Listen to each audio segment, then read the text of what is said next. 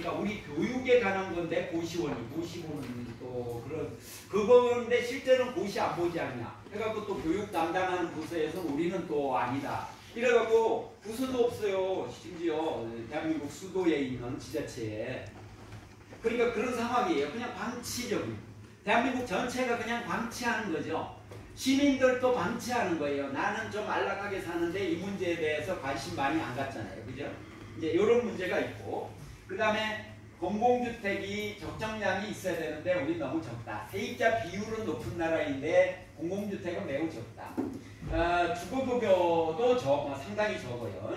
자가 소유에 대한 지원책도 약하고, 그 다음에 주거약자에 대한 정보 제공, 요건 요새 조금씩 나아지고 있습니다. 평택 주거복지센터가 생기려고 합니까? 생겼습니까? 혹시? 생겼어요? 언제요? 아, 그렇습니까? 그러면 좀 나아지고 있는 거예요. 네, 이따가 좀 설명 좀 해주세요. 네, 그거 생기면 좀 더 낫죠. 그죠? 근데 국토부 토론회 가서 김혜성 박사님이 주거복지센터가 막 생겨야 된다. 그랬더니 어떤 교수님이 그거는 뭐 새로 만들지 말고 공무원을 뭐 배치를 조정해가지고 뭐 하자 뭐 이렇게 또 말해버리더라고요. 그리고 이제 우리 같은 사람한테는 발언 기회가 없으니까 제가 한마디 하고 싶었지만 다른 얘기 하느라고 못했고요. 그 다음에 넘어가서 세입자 장려를 위해서도 좀 지원책이 초기에는 있어야 될 것 같아요. 우리나라.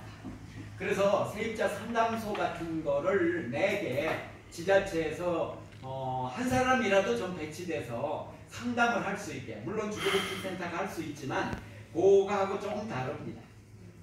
그러면 상담센터가 있으면 그게 성장해가지고 그 지역에 세입자 자주적인 조직으로 성장할 수 있잖아요. 지금 노동조합도 기업에서 그 전임자 그 임금 지급을 하고 그렇게 하기도 하지 않습니까? 우리나라 너무 그게 안 돼 있기 때문에 그런 초기 과정이 좀 필요하다는 생각이 들고요.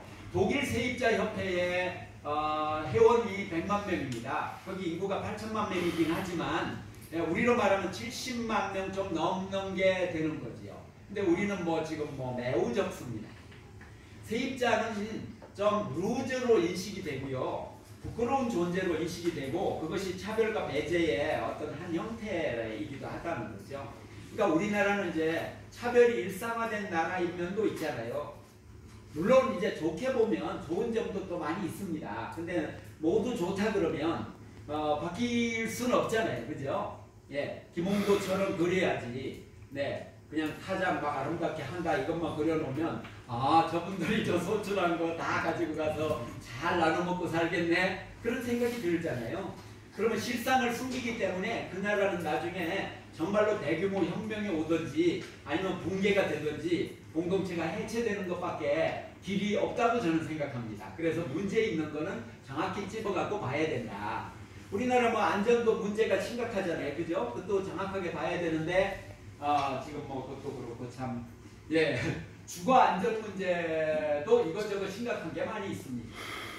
예, 법적인 주거 연실을 보는데 그래서 보증금 떼이는 이야기를 이따 조금 얘기할 거고요. 임대차 보호법 이야기도 좀 할 건데 네, 임대차 보호법의 핵심적인 문제는 보증금을 일부 보호한다는 건데 가장 큰 문제는 2년 만에 이사가게 만들어 놨다고 하는 거하고 상한 조항이 없다는 거예요. 5% 상한 조항이 있긴 있는데 그거는 추가로 올려주는 법률입니다.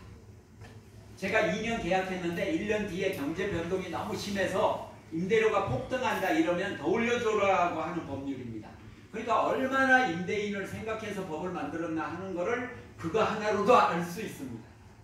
근데 우리 동네 신부님이 이런 말씀을 하시더라고요. 우리 이런 법이 이렇게 문제가 있다고 하니까 지금 그 상한 조항도 있지 않아요? 막 그러더라고요. 그래서 제가 얘기를 했더니 그 최 선생이 잘못 알고 있는 건데?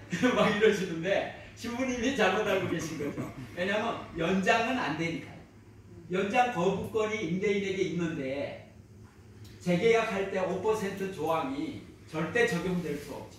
원천 기술이 없는데 예, 추가적인 뭐가 될 수 없는 거와 똑같잖아요.